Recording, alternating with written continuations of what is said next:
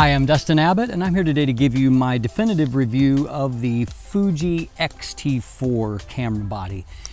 Now, I realize that the X-T4 is not a brand new release at this point. However, due to COVID-19, it's taken me a little while to get my hands on a copy.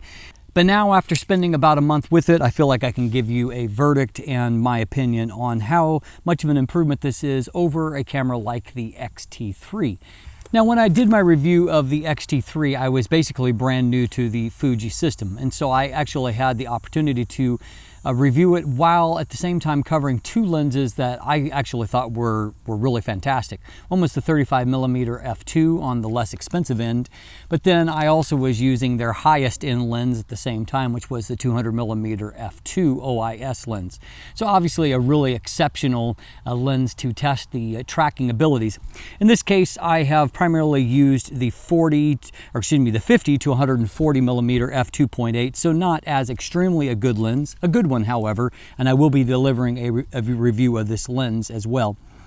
And so during that interim period, however, I have reviewed several other cameras, including the X-T30 along the way. I've used several X-T3s. I've gone through some of their firmware upgrade cycles, and I've also reviewed about 10 different Fuji lenses during that time. So as a byproduct, I've been able to get greater familiarity with the system and also to get a better sense of how it compares across the board with the other systems that I review on. And that becomes relevant as we move towards the end. First of all, however, I do want to take you on a bit of a tour of the X-T4 body itself and explore what has changed from the X-T3 and whether or not this is a good upgrade choice for you if you already have an X-T3 body. And so we're going to jump in and take a look at that. Now, first of all, I do want to say that if you want a quicker overview type review, I will be doing that at the end of the week, and so you can look for the standard review. Today, we're going to look at things a little bit more thoroughly, though, as a part of that. So we'll start by taking a look at those physical improvements and take you on a little bit of a tour of the body itself and draw some conclusions there. Let's jump in, let's take a look. So let's take a quick look at some of the physical changes here to the X-T4 and just an examination of the camera body itself. So if you look at the front of the camera, obviously there's going to be a change to the branding there, but for the most part, the two cameras look more similar than different.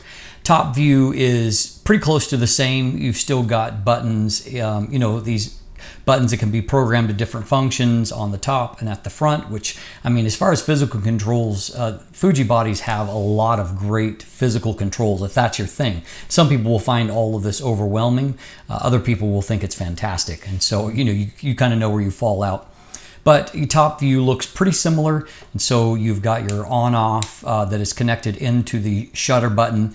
One thing that we do have changed here as far as this dial here, the bottom half of the dial, and so there's a couple of these kind of two-layer dials here. So the bottom portion of this dial, which is controlled from the front, it originally, or at least on the X-T3, it had various metering modes that were there.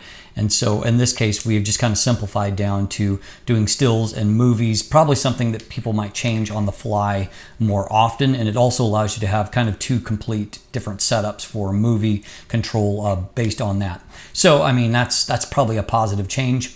And so on the top of that, you have got your choices basically on either manually selecting a shutter speed or going into the various shutter related modes, bulb, aperture priority, things like that. Over on this side, you have the top dial, you have the ability to choose your ISO value. And so from a range of 160, which is base ISO on these Fuji bodies, up to 12,800, and then you'd have to go into, kind of an expanded type mode. In both of these cases, we have a locking mechanism. So for you to use it, you need to either unlock it, or if you're someone who that's not a problem, you just want to leave it unlocked, great. But once you click in that lock mode, it will keep it from being moved inadvertently. On the other side, you've got options for basically how you're going to handle your shutter. So, going from single to continuous low, to continuous high speed. You have choices to bracket, you've got HDR, and even a panoramic mode. One other dial here on the front that is worth paying attention to, that you do need to pay really strong attention to, and that is that this little dial right here allows you to choose between manual focus, continuous autofocus, and single shot. And so just pay attention to that. On the back, we have a few different things that mostly the buttons are not necessarily in new positions in terms of the physical placement, but the default function of those buttons has changed. So namely, we have got the Q menu up here rather than right above the little joystick, which was where it was before. Of course, because Fuji bodies can be customized, if you are an X-T4 user and you've gotten really familiar with button placement, you can just reprogram everything to work as you desired. I can't say for myself that I found it a necessary or positive change. Most cameras have a Q button in this vicinity, so I actually liked it better there myself, but you know, your mileage may vary on that. Our headline change here, of course, is that they have gone to a Canon style, fully variable, adjustable LCD screen here. And so instead of just being tilting or moving to the side, you have a full range. So of course you can monitor from the front with it. It's useful if you're shooting from the side or down low. The one advantage that I do find with an articulating screen like this is that a lot of times if you are shooting in a vertical mode and down low, you know, being able to tilt it like this is an extra option that, for example, you don't have on a Sony body tilting the same way. Other headline change is to the battery itself, to where we have moved up to a more robust battery pack here that is going to give you a lot more power, and it's rated for 500 shots. Typically you can exceed that fairly easily. It kind of depends on what you're doing with it, but that's certainly a welcome change. The other thing that I do like is that it's like Sony, it's quite simple to charge the battery right within the body, and you can even do that off of a, you know, using USB-C, but you can actually do that even off of a portable power bank or anything like that. It doesn't require a power send function. Also under this port is a micro HDMI port, so that's going to be your video out. And up top here, we have got a mic input and we have got a remote input, and you'll note what is missing is a headphone monitoring jack, which is a little surprising for a, you know, really a video-centric body in many ways. They do have a dongle that you can use where you can use the USB-C port as a kind of multi-purpose port and run a headphone output from that. But obviously, you're not always going to have that along, as opposed to just having a port right on the body itself. One other thing I do want to highlight here is we have a little bit different grip. And of course that's due to having to accommodate a slightly larger battery pack. And so as a result, it also means that we have new battery grips. And the battery grip here is nice. I like the design of it. Feels good in the hand. Grip is, you know, it's fairly good. It's not as, I wouldn't say it's as good as, say, a Canon grip, but it feels robust in the hand now. And of course you have, you know, the ability to reciprocate some of the various controls here, and so that helps there. You also have the ability to control, you know, kind of your draw. If you're wanting a boost mode, you know, if you're really tracking a lot of high-end action, you can get an extra amount of power coming from that.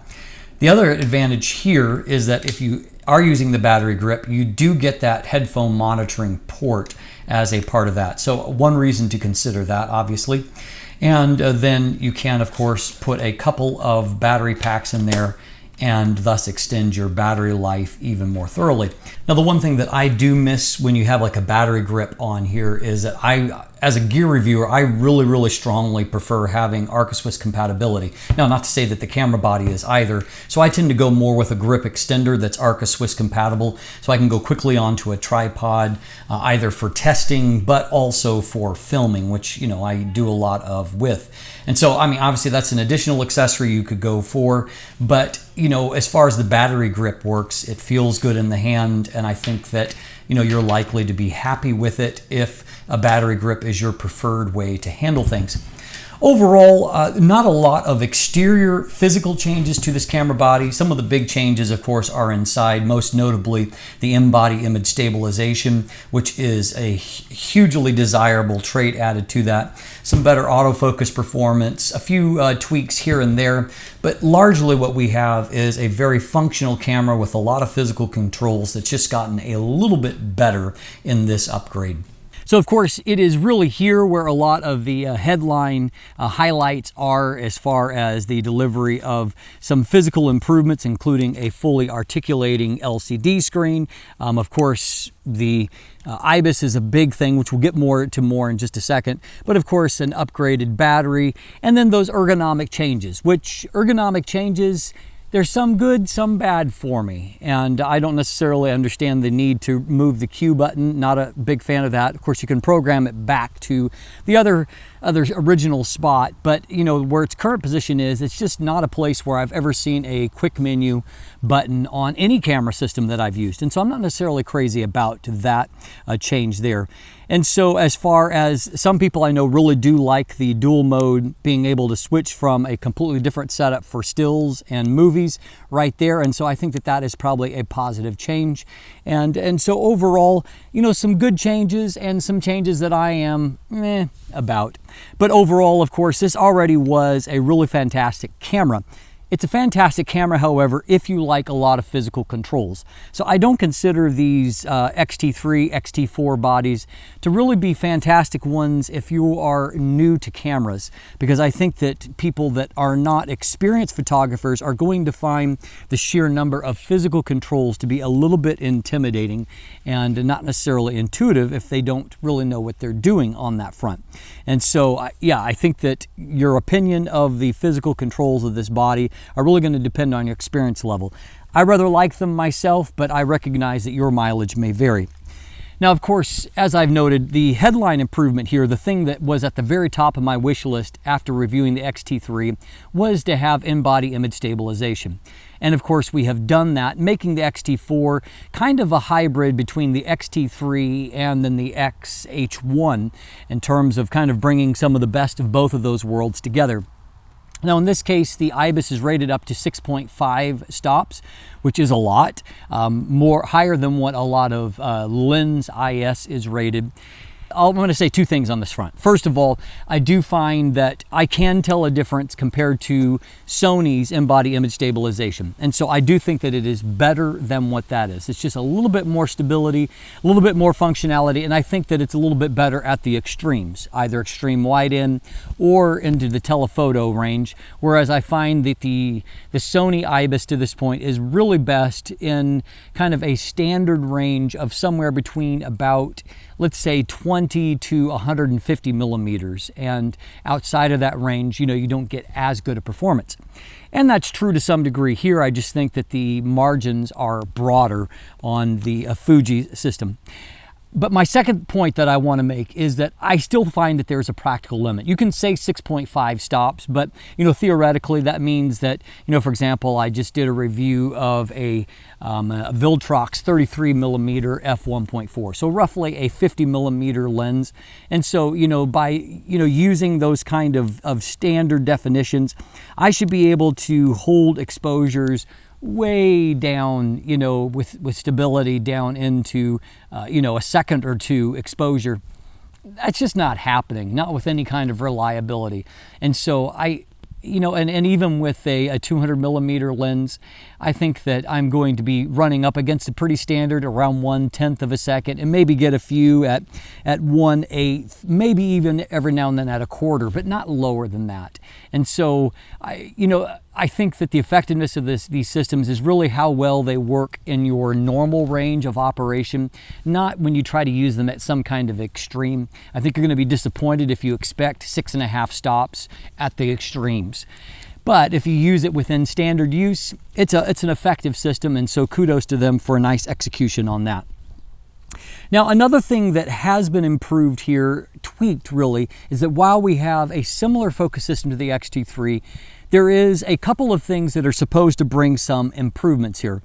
One of those I notice more more than the other. And so the first thing that is supposed to bring improvements is that there is a whole new shutter system as a part of the X-T4. So I will first point out that I like the shutter even if you're not talking about using it in some kind of extreme fashion.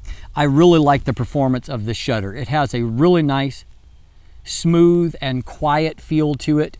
You can tell that it's really beautifully damped. And so it really, there's a difference. And it was funny, I did a portrait session switching between an A7R III and the X-T4. And so my subject says, wow, I can really tell a difference in that camera. It's the shutter sound is really different. And that of course is the new mechanical shutter in this. So by damping that and giving it a better quality shutter, they've been able to accomplish a few things. First is that this is now rated up to 15 frames per second using mechanical shutter, which is pretty awesome. I mean, that is you know, making it competitive with even and slightly better than a camera even like the Sony A9 Mark II, where its strength is really when it comes to the electronic shutter, not so much the mechanical shutter. With the electronic shutter, there's some different modes here. So it's, when I say you can get up to 20 seconds kind of in standard full frame, you can go into a sport mode and get up to 30 frames per second, you know, in the electronic shutter. So you have the ability to actually get really tremendous burst rates with the X-T4.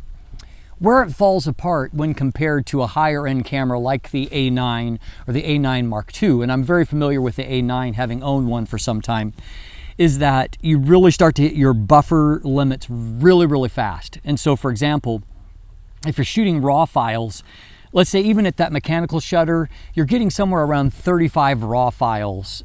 And so at 15 frames per second, it means you have a little over 2 seconds of burst, which means that you use that up almost too fast for most kinds of fast action. And so what you're going to find yourself needing to do if you really want raw files is you're actually going to want to detune that a little bit and get fewer frames per second and a little bit longer a burst rate. And so there is a limiting principle there. And so I found that it ran out way too fast for me when kind of doing my dog sequences that I typically do to test focus. And so as a byproduct of that, I had to switch to just shooting JPEGs where the limits are much higher and I could actually get a full, you know, 5 or 6 second run without running out of frames. And so there is the limiting principle there. And you know, when you're getting up into, for example, the sport mode and that 30 frames per second on a electronic shutter, your problem is you're still somewhere around 35 to 37 frames. So you're literally getting just a hair over a second and you've filled that buffer. So that's definitely a limiting principle that I think Fuji needs to work on, is developing a better kind of processing flow rate. And that may mean, I don't know if that means going to a different kind of card, but some way or another they've got to increase that pipeline if they really want to have a competitive sports camera, because right now this is a JPEG sports camera, it's not a raw sports camera. But I do really love the feel of the mechanical shutter, and the other advantage there by improving the quality of the shutter and damping it better is that it's now rated up to 300,000 actuations, which is definitely a pro figure, and so kudos to them on that front. Now when it comes to the focus system is highly similar. However, it has been improved by some IA in IAF and a little bit faster focus acquisition times. And so when it comes to the focus tracking, and I've already noted kind of the limiting principle of the buffer, but as far as the actual focus tracking, first of all, I will note I got a little bit spoiled when I tested the X-T3 because I was testing the tracking with the 200mm f2, which is an exceptionally good lens and definitely better than this lens. So I didn't get as fantastic as results. So I think that's less about the X-T4 body and more about the quality of the lens I put in front of it. You know, we've got a $1,500 lens instead of a $6,000 lens this time around. So I found that as far as focus quality, I had mostly really great results. I do find that there is a few more drop frames than what I see with, say, a camera like the A9, which I'm very familiar with. And so you know, my expectations are maybe a little bit higher than what they used to be on that. And so I did notice, as you can see here, that periodically there will be a front or a back kind of swing, and that could be lens specific, it could be camera specific. I suspect that, again, with a higher end lens like the 200mm f2, I probably would get a little bit better tracking, but this is a good lens, and so I think it's fairly representative. The other thing where they say there is an improvement is when it comes to IAF. Now, this is one area where I do feel that Fuji has lost a little bit of ground compared to either Sony or Canon. At the time that the X-T4 was released, it was before firmware 3.0 on the Sony bodies or full-time IAF. And at that point, you know, Canon had released the OSR, but IAF was still pretty primitive on it at that point. So over the cycle since that point, the X-T4 received multiple updates that, you know, enabled better IAF performance, as did the Sony, you know, third generation bodies and the Canon EOS R. Both the Sony and the Canon are vastly improved. Fuji, I think the gap has widened a little bit more to where I just don't find Fuji as good. So case being, when I was shooting side by side, I was shooting a Sony a7R III, so it's not my A9 in terms of autofocus performance, and I was shooting a Viltrox 85mm f1.8 Mark II, so a fairly inexpensive third-party lens.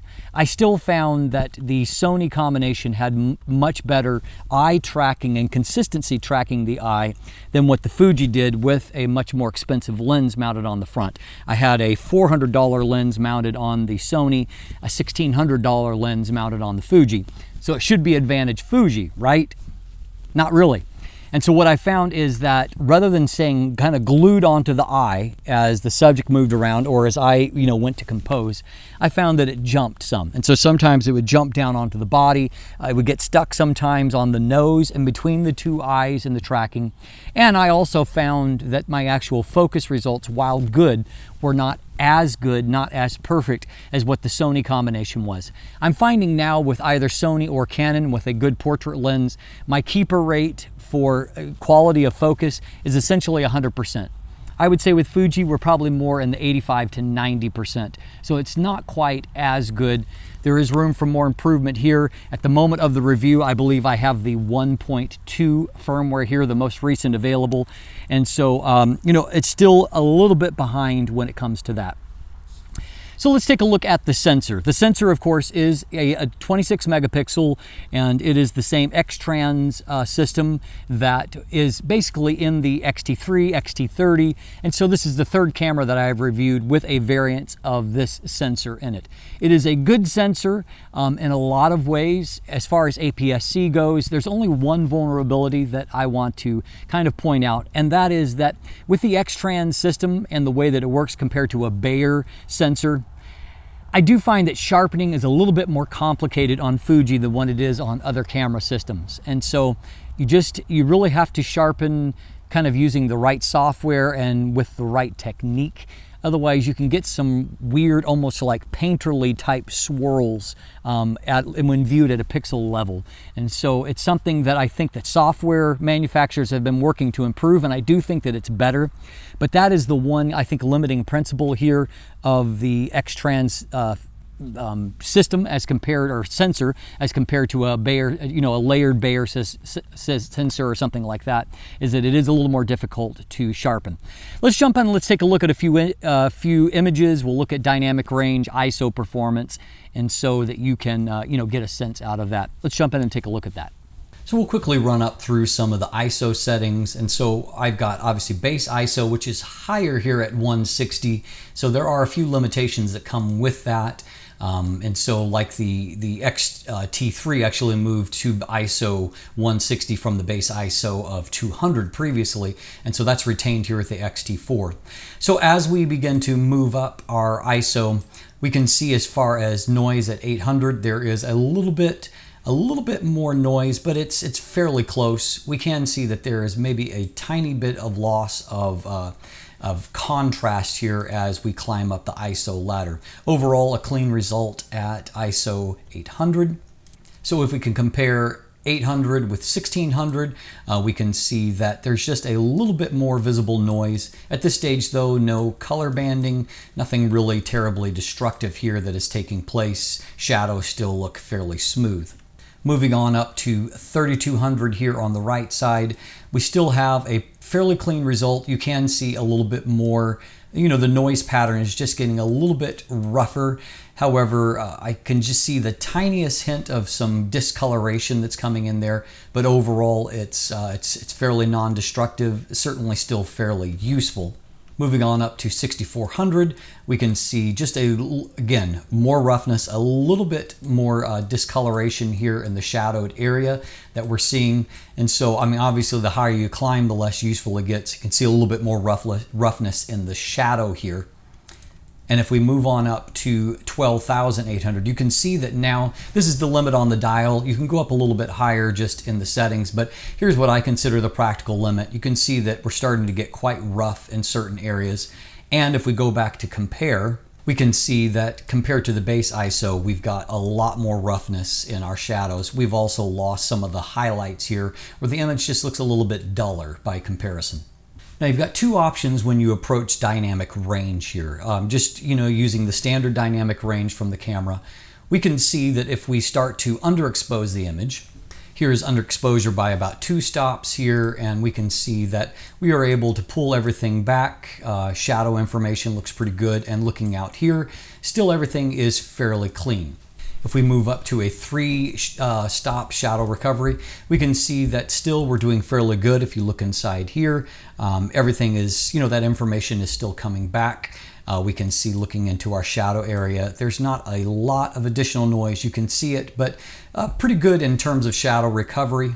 If we go to a 4-stop shadow recovery, and you can see the underexposed image to begin with, you can see that you're still able to pull most of that information back, and it does come at a cost of some additional noise that is being introduced and a little bit of color banding, but shadow recovery on this sensor is actually fairly good. Now if we start to overexpose the image, obviously overexposed, you've got hot spots in areas like this. At 2 stops of overexposure, we're able to recover that. On the face of our timer here, you can see we've still got a fairly even pattern. And these areas where some of these letters have been lost, they're being able to be recovered just fine. Down here on our books, we're able to draw back that information at 2 stops. Now between 2 and 3 stops, we start to see things fall apart. And so at the 2 stops, we're able to recover this hot spot without a problem. At 3 stops, not so much. Then on the face of the timer, you can see that instead of that even pattern, we've got a really uneven recovery, and some of these letters are not fully coming back. We can also see here that, here the outline looks clean. Here it's some information is being lost. And so that is the unfortunate, side effect as you hit the limits of pulling down those highlights. Now, fortunately, Fuji does give you some options. And so if you go up to ISO 400, they have what's known as DR200. And then at ISO 800, which I'm going to demonstrate here, they have DR400. So essentially what happens here is that at ISO 800, we're actually taking in this case with an underexposure, we're actually taking the shadow information from the base ISO, and so ISO 160, and retaining the highlights from the exposure here. So the byproduct of that is that you have an enhanced dynamic range. You have a little bit higher cost in terms of the noise because it's at ISO 800, but what we're going to see is that you've actually got retaining better dynamic range and better shadow recovery if we compare to what we did at base ISO. And here you can see what I mean. If we look at the DR400 result compared to the base ISO result, first of all, if we look at the clock face, we can see that we've actually pulled back more information to where it's actually much sharper looking, much better contrast. If you look at the grip here on the old camera, you can see how much more contrast has been retained. And so your trade-off is, yes, there's a little bit more noise, but globally looking at the image is brighter, more contrasty, more visually pleasing. Now, it's even more obvious if we go and look at the highlights. Here we have that same 3-stop overexposure that we looked at before, but whereas as we had started to lose and create hot spots and had that uneven finish on the clock face, here what we can find is a much more natural looking result, and it's particularly obvious if we go back to compare with the base ISO. So base ISO on the left, you can see, as I've said, it's just, there's color information, there's highlight information that's been lost, very uneven, kind of unnatural looking finish. And you can see with the DR400 that we have got a much, much cleaner, more natural looking result, both on a global and an individual level. And you can see there is that superior contrast and better detail that shows up. Now in this case, because we're pulling down the highlight information, our shadows look really clean already as it is. And so byproduct of that is definitely, if you want better dynamic range in situations, experiment with these other DR modes, because it's going to give you more effective results. And so here, a lot of people really love Fuji colors and the images you can produce on this sensor. And so you can see just in a variety of situations, you're able to produce nicely detailed, nicely colored images. And obviously the amount of resolution again is going to be somewhat dependent on the lens that you use, but it certainly is capable of producing beautiful looking images in a variety of situations, and with colors that a lot of people find natural and pleasing. So obviously as a portrait system, it also produces really nice images. And with every system you have to learn to process the color to get the most out of it. But I think that we can agree that there is a lot of beautiful colors here and ability to produce really, really nice portrait images as well. And so as you can see, I think this is a competitive sensor. It's, I've done head-to-head comparisons that you can see, say with, the most recent Sony sensor in the A6400. And so it's, it's a fairly comparable. Sony has a little bit better dynamic range, maybe a little bit better high ISO performance, but not by a whole lot. And of course, Fuji wins for having a little bit higher resolution to draw from on that. And so overall, I think it's competitive. In conclusion, if APS-C is your priority, obviously Fuji's advantage in its ecosystem is that they design explicitly for outside of medium format. They're designing purely for APS-C. So as a result, you have a broader range of native glass typically at both a less expensive price point for maybe a smaller maximum aperture, and then a more expensive price point for a larger maximum aperture. They've got a full range of pro zooms and a lot of great prime lenses as a byproduct. And so they have the advantage baked in of really designing for APS-C. And so if you look solely in the APS-C and at APS-C lenses, Fuji comes out looking really good. The problem is that you don't have to just look at APS-C. And for example, just as a mental exercise, I thought, you know what, I'm going to price out looking at a Sony a7 III with the very, very good Tamron 28 to 75 millimeter and 70 to 180 millimeter f2.8 lenses, which both those lenses, by the way, deliver a superior optical performance to either the 16 to 55 f2.8 or to this lens, the 50 to 140 millimeter f2.8. They are kind of the closest equivalent lenses. So what I found is that if I price out all three of those lenses, or all two of those lenses and then the camera, and so from current prices at B&H Photo, it runs between $400 and $500 more expensive to go with the Fuji combination. And that's due in large part to, while the X-T4 body is a little bit cheaper, but basically $200, $100 to $200 cheaper than what the Sony a7 III body is, the lenses are considerably more expensive.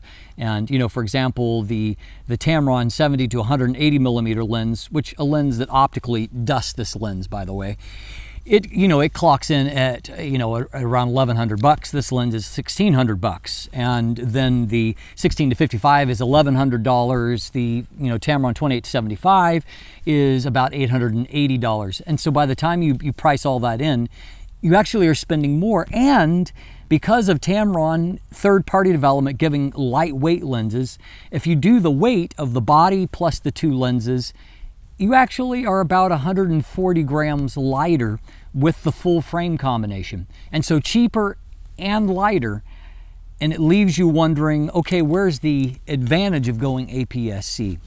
Now, that's not to say that the X-T4 doesn't have some advantages. It certainly has faster burst rate, it has a superior viewfinder. It has a very competitive set of video features here that are well matched, and some people definitely prefer Fuji color to Sony. But at the end of the day, I think that probably the single greatest weakness, as I've become more familiar with Fuji, this is where I think the weakness in the system lies. And that is that it's too closed. There isn't enough third-party development. There is not the lenses from Sigma and Tamron and Samyang that give you autofocus options at a lower price point, but that often help to level down the prices of first-party lenses, or at least give you competent third-party alternatives. And that is where Fuji is really missing out. And I think, my opinion, that if Fuji wants to continue to be competitive in the marketplace, they're going to have to work on that a bit and open up a little bit to allow third-party development. Even though it may cost them in some of their lens sales, it's what will make the whole system less of a niche player and maybe bring it into the mainstream. Because this really is a great camera. There are some great lenses to pair with it. I still don't find that video performance is to the same level, and when it comes to autofocus tracking, some of those same limitations about IAF and consistency, not as smooth in the focus racks. But in many ways, this is a very, very competitive camera that basically does everything pretty well. It's probably the most well-rounded APS-C camera out there. My point is that you don't have to solely buy APS-C and get similar end results in terms of weight and cost, and maybe even better performance. Something to think about. I'm Dustin Abbott, and if you look in the description down below, there is a linkage to my full text review with a lot of sample images and dealing with things in a thorough fashion if you want to check that out. There's also a image gallery if you want to look at various photos that I've taken with this combination. And of course, beyond that, there is buying links there if you'd like to purchase one for yourself. There's also links to follow me on social media, to become a patron, or to sign up for my newsletter. And if you haven't already, please click that subscribe button right here on YouTube. Thanks for watching. Have a great day.